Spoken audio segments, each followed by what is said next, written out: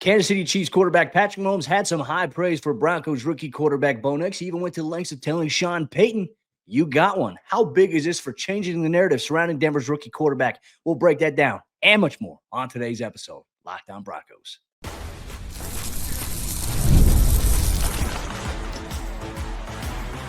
You are Locked On Broncos, your daily Denver Broncos podcast. Part of the Locked On Podcast Network, your team every day. What's happening, Broncos Country? Welcome into another episode, Locked On Broncos, your daily Denver Broncos podcast, part of the Locked On Podcast Network, where you know it's your team every day. I'm Cody Roark, Broncos reporter for Mile High Sports.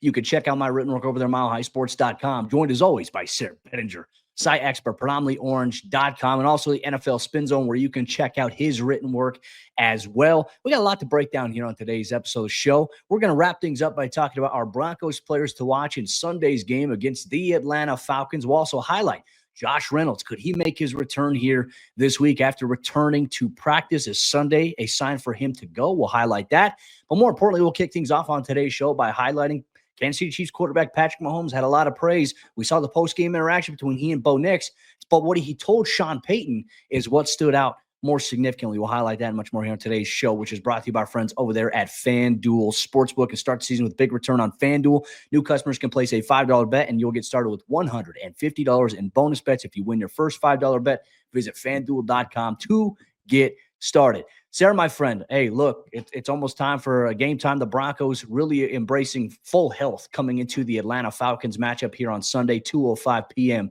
Mountain Time kickoff, and really trying to get that taste out of their mouth from Sunday's heartbreaking loss to the Kansas City Chiefs.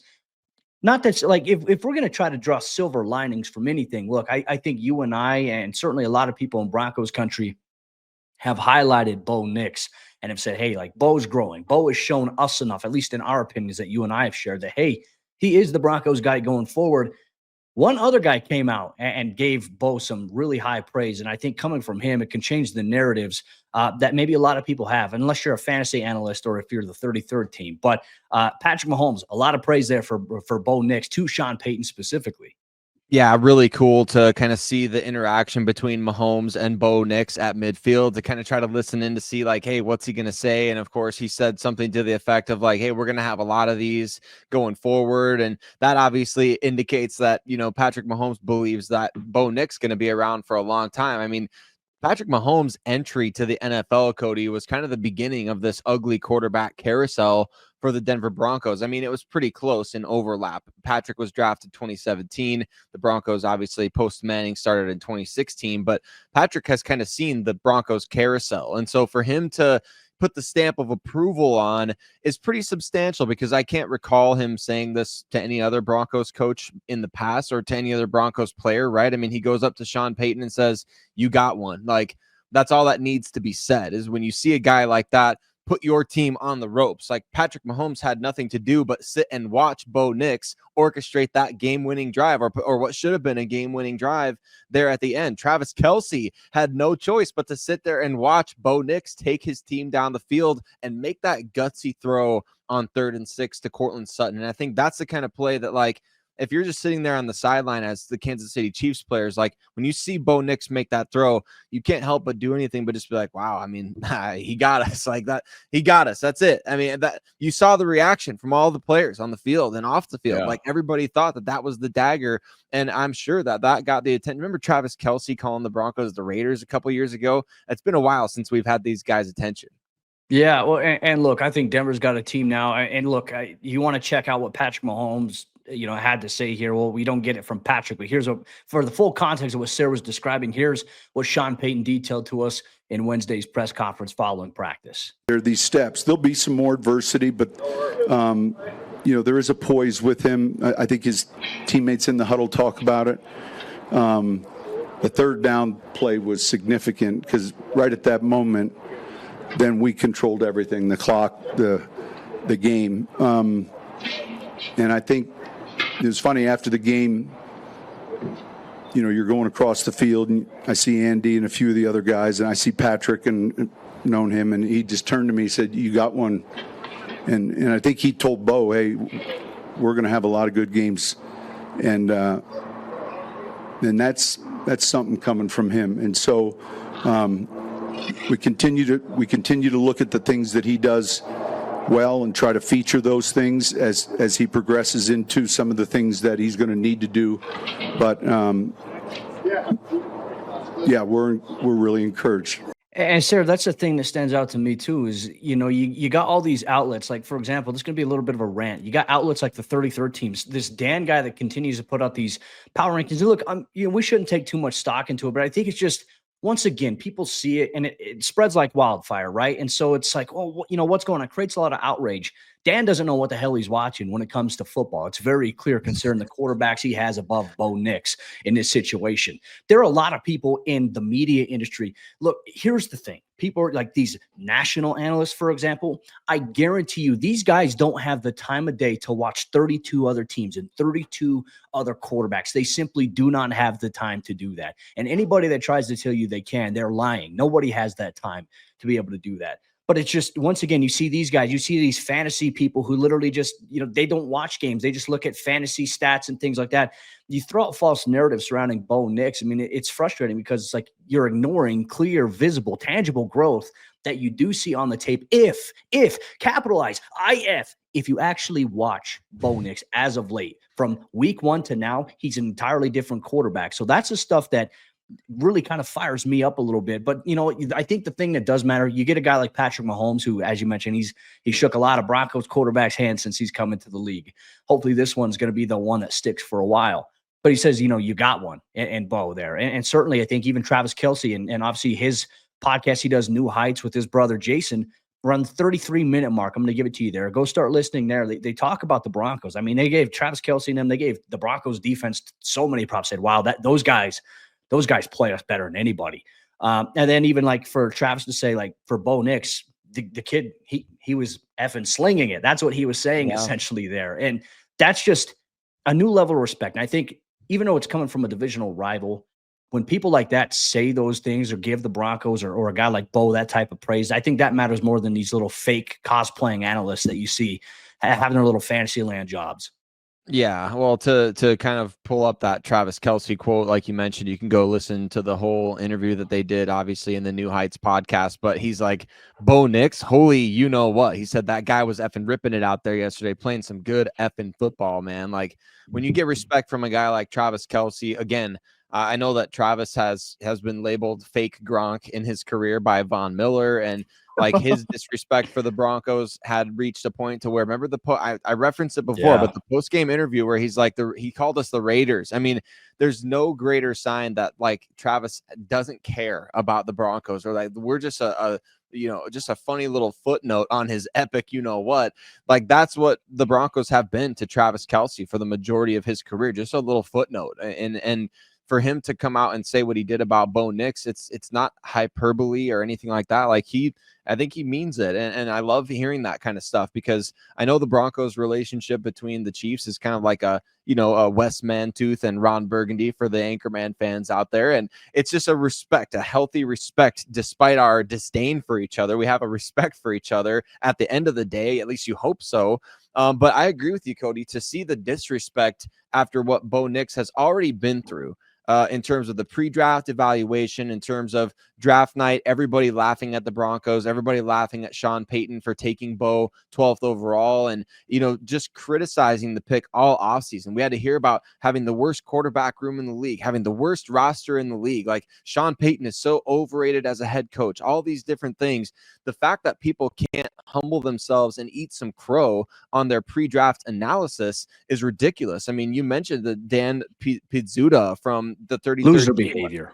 It is loser behavior. That's all it is. I was sent a video from my good buddy Mark from NBC Sports Fantasy Experts. They're talking about like Bo Nix finally dropped the Taysom Hill act, and I'm like, what are you even talking about? Like, the guy won NFL Offensive Rookie of the Month, not because he was, running for 150 yards a game. Like, this isn't the Tim Tebow story all over again. Bo has been consistently climbing in the rankings of QBR, quarterback rating, quarterback efficiency, accuracy, touchdowns versus interceptions. Like, it's that's why it's so frustrating. I mean, you don't need to pay attention to the NFL train, as Sean Payton calls it, but it's frustrating when all of these people who have such big platforms are perpetuating absolute nonsense. And I'm glad to be able to use my platform to call it out. Cody, I know you are as well, a number of others. It's like, we don't need to go to bat for Bo Nix. He doesn't freaking care. I guarantee you he doesn't care. No. But to me, it's just ridiculous that these people are getting paid to do what they're doing, and what they're saying is complete nonsense. Well, the thing is, too, is that's why I always say local is better. You're not going to get local any better than Locked On Broncos here. Obviously, we have covered every step of the way here. And that's the thing. I think a lot of people are trying to shift away from the national platforms, because the national platforms, you do get a lot of people to spew nonsense. These people that they don't have the time to watch all 32 teams the way that they claim that they do. Nobody does. It's ridiculous.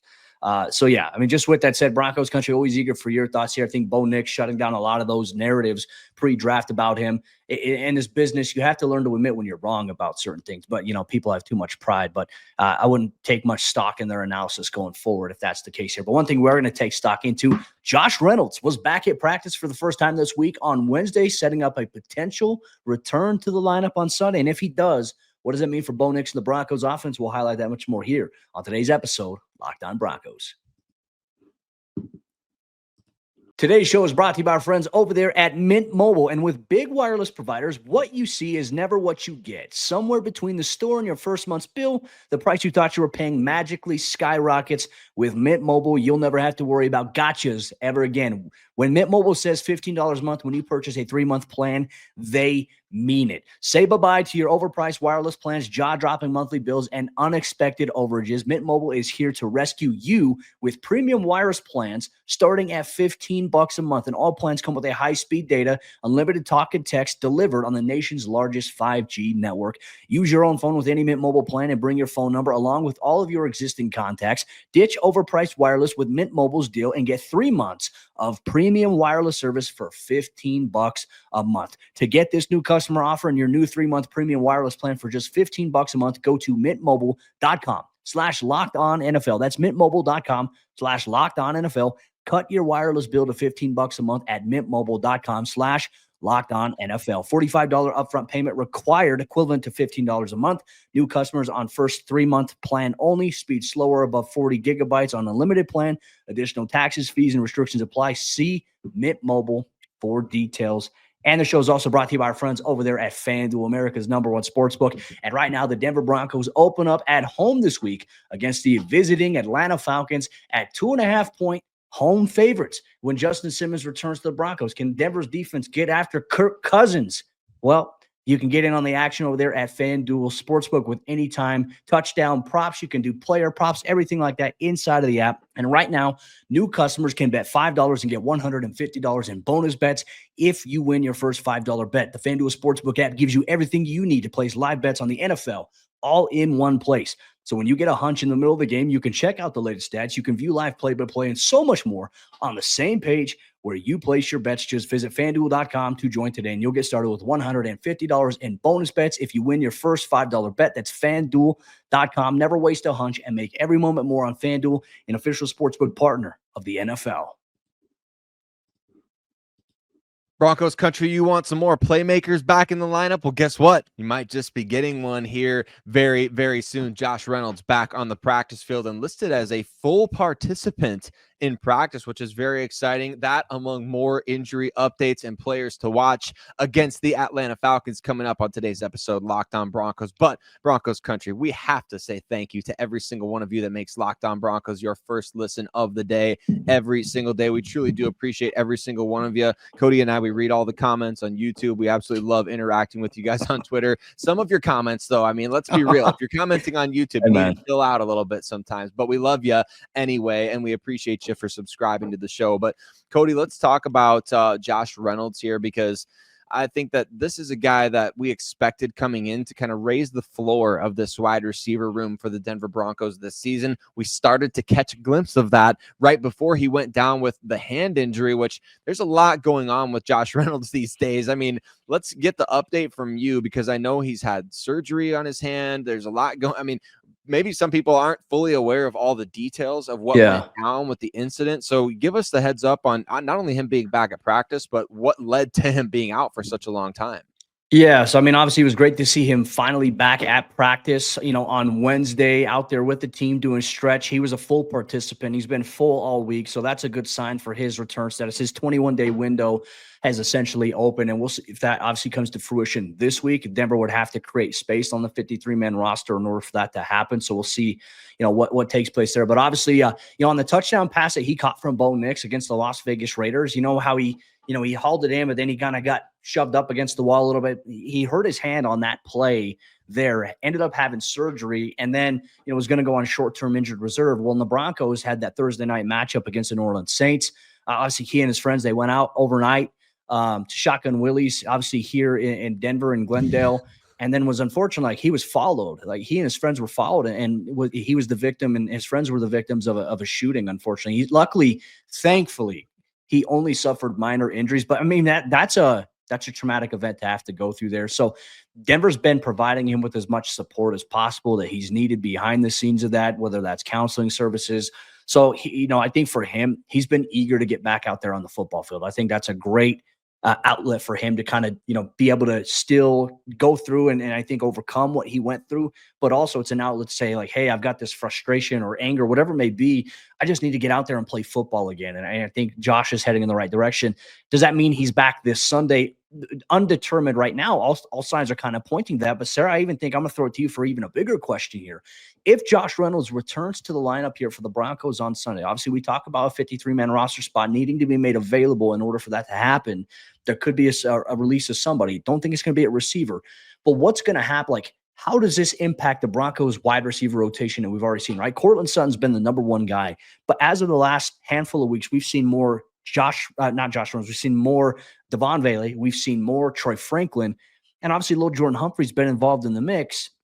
And he's had his fair share of ups and downs. But what do you do, like, in this situation? How do you bring Josh Reynolds back into the mix without maybe sacrificing the continued development you've had of Devon Bailey, Troy Franklin? Who gets pushed out of the rotation, in your opinion, in this situation? I think to me, it's an easy one. It's Lil Jordan Humphrey's going to lose reps in the passing game, and I think that's what should happen. Obviously, I know he had a good couple of plays against the Kansas City Chiefs. Don't mean to discount any good that he's done this season. Obviously, as a blocker, he's very trustworthy in that way. But I think that's where Josh Reynolds will immediately kind of come in and replace. And I have to apologize, Cody. I don't mean to laugh when you're talking about something so serious, but you bring up Shotgun Willie's. I've driven by that place a number of times, and the tagline it lives rent-free in my head on their sign. For any of those that know what I'm talking about, but I'm sorry about some very interesting events have happened there anyways. Ja Morant, the whole situation there, I would not recommend going there, folks. It's just not a great place to be. We know what they say. My coach always told me nothing good ever happens after 12 p.m. And I think that rings true. But thankfully, Josh is okay. No, I don't disagree with you. I do think if you're looking at anyone maybe like getting a reduction, maybe not pushed out entirely, but it's like maybe more snaps go to Josh Reynolds, or maybe you ramp him up, right? Maybe you ramp Josh Reynolds up a little bit. Lil Jordan Humphrey still gets some, but not the primary reps, right, that we've seen early on. It's tough. It's a tough decision here for Sean Payton. Yeah, it is. And I think that's kind of a good thing at this point in time to be as confident as the Broncos are in guys like Devon Bailey. You obviously want to see Troy Franklin continuing to get those reps out there and targets, not only reps, but targets. And it does sound to me, Cody, based on what we're hearing from Sean Payton, like there is going to be a more concerted effort to get Marvin Mims involved in the offense, because Sean said on Wednesday exactly what you and I have been kind of saying, like, Marvin Mims, when he's returning punts, he's playing on rookie mode. And then when you get to the offensive side of things, it feels like he's trying to play on all Madden, right? Because I don't know, there's just something that's not clicking there. But when he gets the ball in his hands as a punt returner, he's so dynamic, so explosive, so decisive. He's got great vision, all these sorts of things. And Sean Payton's asking himself and his offensive staff the same questions. Like, what are we missing here with this guy? And it is to the point of the light bulb. Like, you find 1,000 ways not to make a light bulb on the way to figuring it out. Like, you've got to find a way to make it work with Marvin Mims because of his talent. So I don't think he's going to diminish any. I don't want to see Troy Franklin diminish any. And I think that it just gives you options going forward to have a guy like Josh Reynolds out there. Again, we thought this might be a bit of an embarrassment of riches going into the year for the Broncos, but it's been much more of a work in progress than anything else. I still believe, though, at these final 7 games, you have a chance to really figure something out here of who, not only who's going to step up this season to help you make the playoffs, who you're going to keep beyond 2024. Well, I'll have to tell you off air how I think the Broncos can use Marvin in a big way. And I guarantee you we are going to see it this year. I'll have to tell you off air. I can't share it here on the show, unfortunately. It's going to create some intrigue from the listeners of Locked On Broncos. But if you ever see me in public, come up to me and I'll tell you exactly what I mean by that. So we'll obviously highlight that. But obviously, we'll get into some of our players to watch here as the Broncos take on the Atlanta Falcons here on Sunday, 2:05 p.m. Mountain Time kickoff at Empower Field at Mile High. A matchup I think the Broncos fare favorably well in on paper as you come into it. Now they got to shake the heartbreak off of the Kansas City loss and come out and take it to the Atlanta Falcons and Kirk Cousins. Who are the players that Sayre Bedinger, myself, have our eyes on? Broncos Country, you may have your eyes on them as well. We'll highlight that and much more here on today's episode, Locked On Broncos. Today's show is brought to you by our friends over there at Hillsdale College, and time is our most precious commodity, so don't waste it scrolling through the same mind-numbing content for hours and hours and hours and hours. So how can you spend it more wisely to improve yourself? I think education is a great way to do that, but how do you get education? What about free education? Well, Hillsdale College comes in because they give you classes and courses that you can take absolutely free, whether that's history, economics, the great works of literature, the meaning of the U.S. Constitution. If you study these things in school, it's probably been a while since you've been able to recap it. You want to brush up on it? Well, Hillsdale College gives you a chance to get a refresher. Our sponsor, Hillsdale College, is offering more than 40 free. That's right, Free. That spells free, baby. Online courses, including Constitution 101, Introduction to Free Market Economics, The Great American Story, Land of Hope, The Rise and Fall of the Roman Republic, and tons of free courses inside of Hillsdale College. And you can check it out here today. All of Hillsdale College's courses, they're self-paced, so you can start whenever. You can tune in wherever you at. Plus, you can go deeper with readings, quizzes, and discussions, or you can just enjoy the lectures. So check it out. Go right now to hillsdale.edu/lockedon to enroll. There's no cost, and it's easy to get started. That's hillsdale.edu/lockedon to register. hillsdale.edu/lockedon. Who are some players that we have our eyes on in Sunday's matchup against the Atlanta Falcons? The Broncos are going to come out on top with a victory to improve to 6-5 with 2 games remaining before the bye week after Sunday's game. Well, there's some players that are going to have to step up and have a big impact on this game. We'll highlight that. Sayre, I want to kick things off here with you, my friend, in terms of maybe players you have your eye on. Who's going to be a difference maker for you in this matchup? Because when you factor into it, I thought you and Aaron Freeman did a great job on the crossover, kind of highlighting, look, Justin Simmons' return, obviously a player to watch, but looking at players, that Denver's going to have to counteract from the Falcons defense, from the Falcons offense. I mean, Kirk Cousins, you got Drake London, Kyle Pitts, Tyler Algier. You also have Bijan Robinson. So 2 really capable backs right now. And even Darnell Mooney, a speed aspect at the wide receiver position. Like the Falcons have a lot of weapons offensively. And so Denver's defense certainly will be tested in that. But I look at it from the standpoint, Denver also has the advantage, I think, that they can get after Kirk Cousins quite a bit. So I'm excited to see that. Who do you have your eye on here in Sunday's game?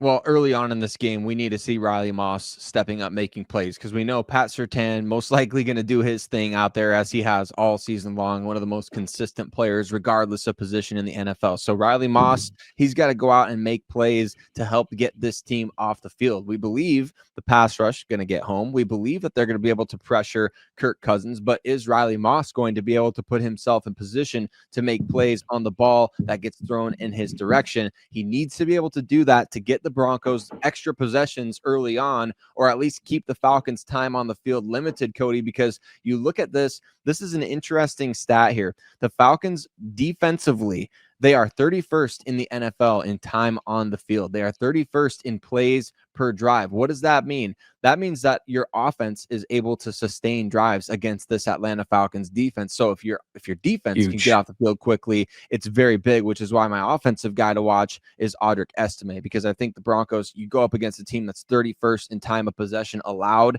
this season. You want to be able to control this game, control the clock. Audric Estime is going to be the guy to do that for you. He led the team in carries last week, led the team in rushing yards last week. I think it's only his role is only going to grow from here. So I got my eyes on Riley Moss, help the defense get off the field early and quickly, and then Audric Estime, keep your offense on the field throughout the game. I like that because I think the run game complements my offensive player to watch. Look, cliche enough, I'm going to go with Bo Nix here. You know, had a really great game last week against Kansas City. Can you do it again here this week against the Atlanta Falcons? You mentioned this, the Falcons' defensive rankings. They don't have a lot of success in terms of getting after the quarterback in terms of numbers of sacks this year. Bo's been very good at avoiding sacks. Can you find ways to capitalize on some big plays? Which, look, hey, the number one guy you're going to have to worry about if you're Bo Nix, in my opinion, is Jesse Bates and Justin Simmons. Look, A.J. Terrell is obviously a very talented corner. Like, that secondary, they're good. They can match up well. So this is where I think if you're going to exercise, like if the Falcons defense, once again, hey, we're going to try to take away Cortland Sutton, this is where guys like, if Josh Reynolds comes back to the mix, Devon Vele, Troy Franklin, Lil Jordan Humphrey, even the tight end position, Lucas Kroll, these guys are going to have to step up in the passing game if that is the Falcons' defensive attention here. But I like the idea of sustaining drives. Like, this could be one of those games, Sayre, where the Broncos have really good run-pass balance. And look, I think we're going to see more of Audric Estime. Certainly, I'm not opposed to it. I'm excited to see that. This is the game I think you can try to do that and try to really say, hey, like, let's get back to our roots here. Because remember, like, even in that second half of the Broncos game in week 5 against the Raiders, Denver controlled the time of possession. And Bo Nix and the offense did a tremendous job with that, milking the clock. And even in the game on Sunday late against the Chiefs, they were able to milk the clock in the late fourth quarter effectively well to set up the game-winning field goal. And unfortunately, you know, the outcome of that is what it is. So Bo is my guy to watch here. We've talked a lot about him this week. We've mentioned him inside of the Rookie of the Year conversation.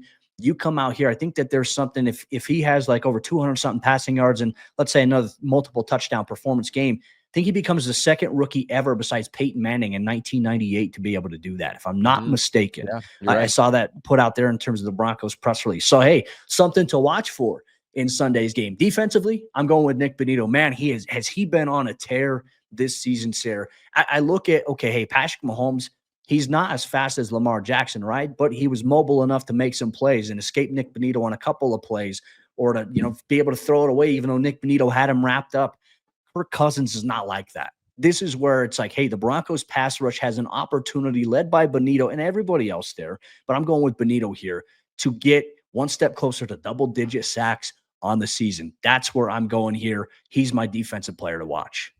I think he's going to absolutely just wreck this game, Cody. I do. He's on a heater, kind of like when you see in baseball, guys, they just get hot at the plate and they can't be stopped for a certain amount of time. I mean, Nik Bonitto is on a similar heater right now, and it's been extended for a long time. Like, he probably should have a sack in, 8 straight games or 7 straight games, something like that at this point, because, I mean, they didn't count the one against the Ravens that ended up being a rushing attempt 8 yards behind the line of scrimmage for Lamar Jackson. So, I think that Nik Bonitto is on an absolute heater. This could be a week in which he gets a multi-sack game, and I think that he's going to be motivated after watching the film against Kansas City to pop that ball out, because Kirk Cousins has shown a willingness to kind of be a little loose with the football in the pocket there. I mean, his elbows hurt too, Kirk's is. So that adds another real wrinkle to this game, Cody, because I feel like there's a chance we could see a Michael Penix package. I don't know. I haven't heard anything by any means, but kind of just feel like there might be a chance that you see him out there on the field a little bit at some point, especially if you do hit Kirk Cousins early and often. I mean, there's a chance you knock him out of the game. So you don't want to see that, because we don't wish ill on any players, obviously. No. But man, certainly Cousins is one of those guys that He's willing to throw the ball into tight spaces. He's willing to put the ball in harm's way. He's definitely a little loose with the football in the pocket. As a matter of fact, as I'm looking at his numbers so far this season, Cody, in terms of fumbles, in terms of getting hit in the pocket, I mean, Kirk Cousins has 10 fumbles right now. So we're talking about a guy that has 10 fumbles and 8 interceptions so far this season. I mean, there's a strong likelihood that the Broncos are going to be able to pop that ball free a time or two. Question is, what are they going to do with it? We're going to find out on Sunday. Obviously, Broncos Country. Denver's going to host the Falcons at 2:05 p.m. Mountain Time kickoff. Hope to catch a few fans before the game as I go into the stadium. If you're out there and you see me, come and say hi here. We'll have you covered every step of the way, even after the game, post-game coverage. Locked On Broncos. You can expect all that here on your favorite Broncos podcast. As always, thank you so much for rocking with us all week long here, Broncos Country. If there's any breaking news that happens before Sunday's game, you'll obviously get an episode here on the show. That's always a guarantee you can get here from Sayre and myself. But with that said, we'll see you Sunday following the game. Can the Broncos improve to 6-5 and then go into next week for another AFC West divisional matchup on the road? The Broncos in control of their destiny. A lot at stake here going forward for this Broncos team. We'll catch you next time.